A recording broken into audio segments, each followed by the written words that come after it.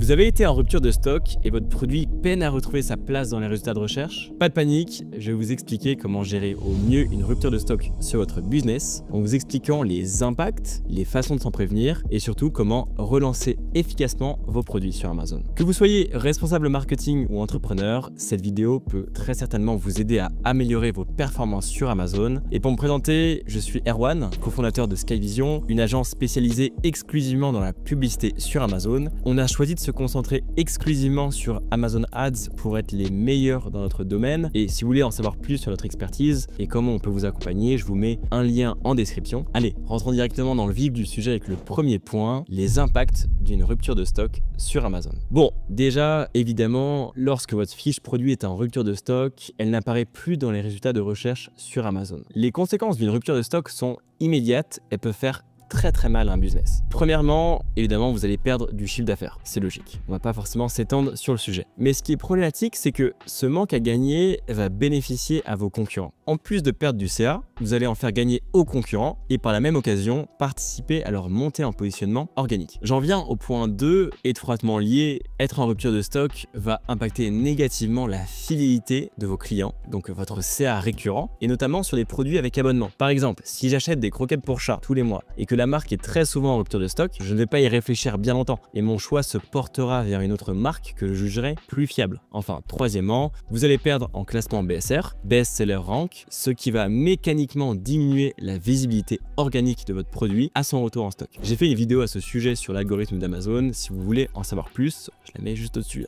Mais dans l'idée, le BSR, c'est le cumul de vos ventes versus la concurrence sur les 28 derniers jours glissants. Donc, si vous êtes en rupture de stock, seulement même 3 jours, vous allez comparer 25 jours de vente avec 28 jours de vente pour vos concurrents. Vous comprenez bien que plus les jours passent, plus c'est compliqué de rivaliser. Et après 28 jours de rupture de stock, concrètement, vous repartez de 0, tout en bas du classement organique. Et je ne le vous souhaite pas. On peut comprendre que l'algorithme d'Amazon va privilégier la régularité et les ventes constantes, toujours satisfaire au mieux les clients de la marketplace et va donc punir les mauvais élèves qui ne sont pas en mesure de vendre. Allez, c'est parti pour traiter le deuxième point, la gestion proactive des stocks.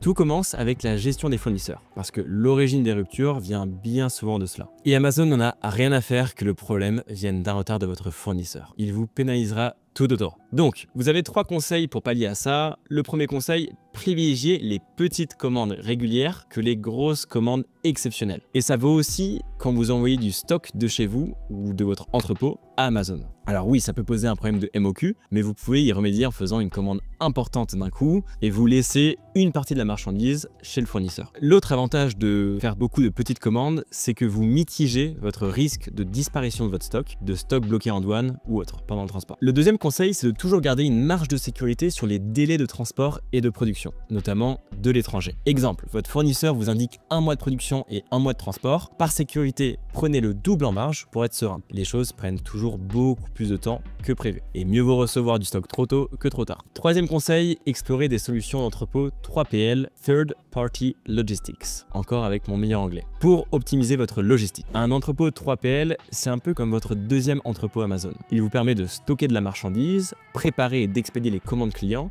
et de traiter les retours. On va voir les avantages clés d'un 3PL. Premier avantage, avoir un stock tampon pour éviter les ruptures de stock. Un stock tampon, c'est quoi? C'est un stock de sécurité réservé en cas de forte demande ou de restriction. Ça réduit le risque de rupture de votre stock et protège votre classement BSR. Deuxième avantage, agilité et réapprovisionnement rapide. Si vous manquez de stock chez Amazon et que vous avez un entrepôt 3PL en France, vous pouvez expédier rapidement les produits vers les entrepôts FBA et c'est bien plus rapide que votre fournisseur asiatique par exemple. Troisième avantage, réduction des frais de stockage. Sur Amazon, les frais de stockage varient énormément en fonction de la durée stockée. Par exemple, pour le Pan Europe, sauf UK, et pour la catégorie vêtements, le coût de stockage commence à 16,5 € par mètre cube et par mois, hors période Q4. À partir de 271 jours d'ancienneté de stockage, on passe à 92 € par mètre cube par mois, puis à 227 € par mètre cube par mois pour des articles stockés depuis plus d'1 an. Ça fait un coef multiplicateur de 13,77 du plus bas au plus élevé. C'est pour ça qu'un 3PL propose souvent des tarifs d'entreposage plus compétitifs, vous permettant de réduire vos dépenses liées au stockage. Quatrième avantage, vendre via FBM en complément du FBA. Ce qui est top, c'est de pouvoir cumuler FBA et FBM sur votre fiche produit. Votre stock chez Amazon en FBA et votre stock chez le 3PL en FBM. Ça vous permet de sécuriser vos ventes si jamais votre stock chez Amazon tombe en rupture de stock. Et dernier point, diversification des canaux de vente si vous vendez sur plusieurs plateformes, Shopify, eBay, TikTok Shop, etc. Un 3PL centralise vos stocks, ça va donc simplifier et fluidifier la gestion de vos commandes sur l'ensemble de vos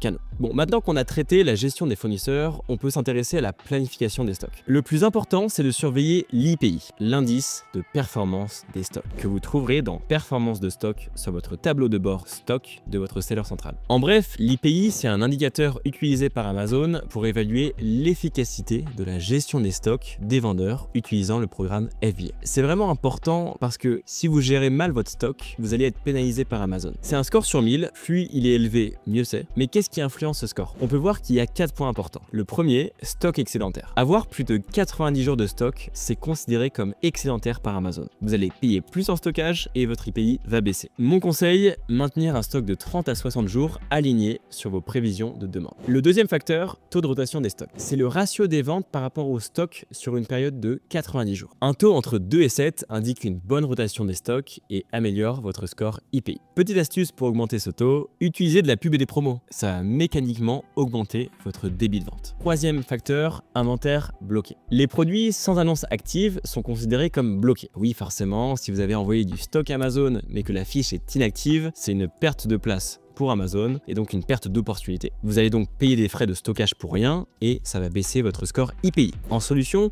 il y a un onglet dans la partie gestion de stock qui s'appelle, je crois, réparer les stocks bloqués, qui permet de régler ces listings inactifs. Quatrième et dernier facteur influençant l'IPI, la disponibilité des produits. Les ruptures de stock sur des produits populaires réduisent évidemment vos ventes et la satisfaction de vos clients. Forcément, votre score IPI en pâtit, donc veillez toujours à ce que vos best-sellers aient assez de stock pour tenir 30 à 60 jours. Faites tout pour optimiser ces 4 facteurs parce que c'est en dessous de 400 que vous allez avoir des problèmes entraînant des limitations de stockage et des frais supplémentaires. Et ça peut être des limitations vraiment drastiques, de type maximum 50 unités par asine. Pour finir sur cette partie, dans ce cas où vous gérez plusieurs centaines d'asines ou de SKU sur Amazon, la gestion opérationnelle se complique vraiment. Ce que je recommande pour une bonne stratégie logistique, c'est de réserver votre stock FBA pour votre 20-80, 20% des produits qui génèrent 80% du chiffre d'affaires, en s'assurant d'avoir toujours 30 à 60 jours de vente en stock. Et en parallèle, vous avez soit votre entrepôt, soit un 3PL dans lequel vous stockez tous vos asines, et vous cumulez